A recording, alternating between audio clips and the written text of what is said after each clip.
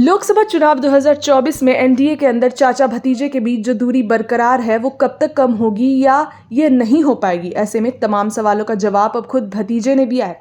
वैसे तो भतीजा ने अपने चाचा को चुनाव से पहले थोड़ी पटकनी जरूर दी है, जिसके बाद चाचा थोड़े नाराज दिख रहे हैं, लेकिन बाद में कोई उचित विकल्प नहीं मिलने की वजह से नाराजगी कम हुई और बोल भी बदल गए। ऐसे में अब चाचा को लेकर भतीजे की आगे क्या रणनीति होगी, इन सवालों का भी जवाब दिया गया है।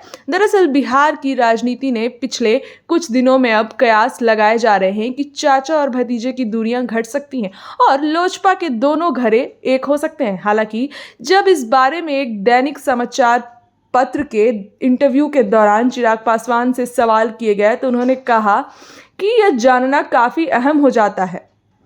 चिराग ने कहा कि भविष्य में क्या होगा ये अभी तक नहीं कह सकते। इसके बाद चिराग पासवान ने सवाल किया कि क्या एनडीए के अंदर सीट बंटवारे में आपने चाचा को मात दे डाला। इसके बाद जवाब देते हुए चिराग ने कहा कि सीट बंटवारे को वह हार और जीत से नहीं देखते हैं। उन्होंने कहा कि कोशिश तो चिराग पासवान को खत्म करने की थी। मेरे पिता यानी कि रामविलास पासवान की बनाई पार्टी का सिंबल तक ले लिया गया। जब अपने ही ऐसा काम करेंगे तो किसी दूसरे को क्या दोष देना।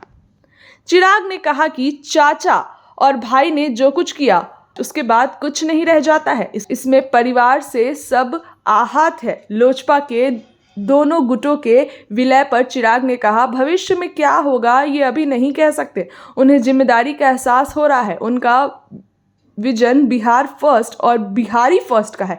उधर मुख्यमंत्री नीतीश कुमार से रिश्तों पर भी चिराग पासवान ने खुलकर बात की। जब उनसे पूछा गया कि विधानसभा चुनाव में उन्होंने नीतीश को निशाने पर रखा, अब साथ हैं, इस पर चिराग ने कहा कि सीएम नीतीश ने बहुत परिपक्वता के साथ सारी चीज़ों को संभाला है।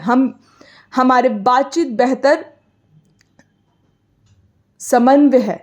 नीतीश पूरी ईमानदारी से संबंध निभाते हैं। देश हित में नरेंद्र मोदी को प्रधानमंत्री बनाना है। पूरा फोकस इसी पर है। Bureau report, news PR live, Patna.